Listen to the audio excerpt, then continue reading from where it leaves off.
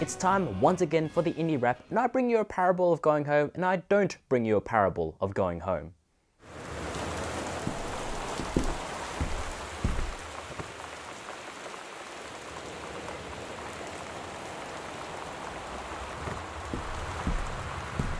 First off, we have Gone Home from the Fulbright Company. You are Caitlin Greenbrier, and you've just come home from a year abroad only to find that nobody is home at your family's mansion. All there is a note from your sister apologizing for not being there and asking you not to dig around to find out why. Naturally, you spend Gone Home digging around to find out why. Now, pretty much everything in this game can be picked up and inspected, and as you rifle through the various newspaper clippings, photos, letters, and other personal artifacts, you get an idea of this house and its inhabitants, and the game does a superb job at painting a portrait of your family, of yourself, even the 90s setting through otherwise innocuous objects. Now, eventually, a much more specific narrative comes to surface as you discover your sister Sam's journey through high school, and this story of self-discovery and of growing up is notably and genuinely touching, and this is in a year filled with human, heartfelt stories and games. Now, many people pinged Gone Home for being too short, and indeed you could probably beat it in about 90 minutes, but Gone Home is more than its length.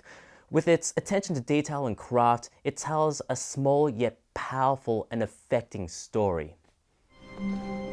When Stanley came to a set of 2 open doors, he entered the door on his left. This was not the correct way to the meeting room, and Stanley knew it perfectly well.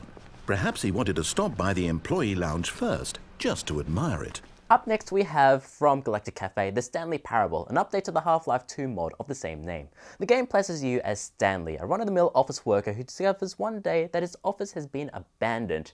He tries to figure out why, only to find the deep, dark, terrible secret that's been kept hidden from him for years. Or so the story goes if you follow the narrator's instructions. Now, you'll eventually find that it's more fun just to break his will. If he tells you to go through the left door, why not go through the right door? If he's busy spitting exposition at you, why not just jump onto that catapult down there instead? Now, the situations that arise from the wanton destruction of the narrator's story become wonderfully absurd. And I won't say too much more about this, suffice to say that the Stanley Parable is a funny game. The situations and the voice acting, they all add so much to the humor. And above that, the Stanley Parable also has a point to make about storytelling beneath the non sequiturs. It has some rather salient points about authorship and the illusion of choice and other high concepts like that. But if you come to this game for those high concepts or for, some strange, bizarre moments, then the Stanley Parable, either way, is one of the more impressive games this year. Look, Stanley, I think perhaps we've gotten off on the wrong foot here. I'm not your enemy, really, I'm not.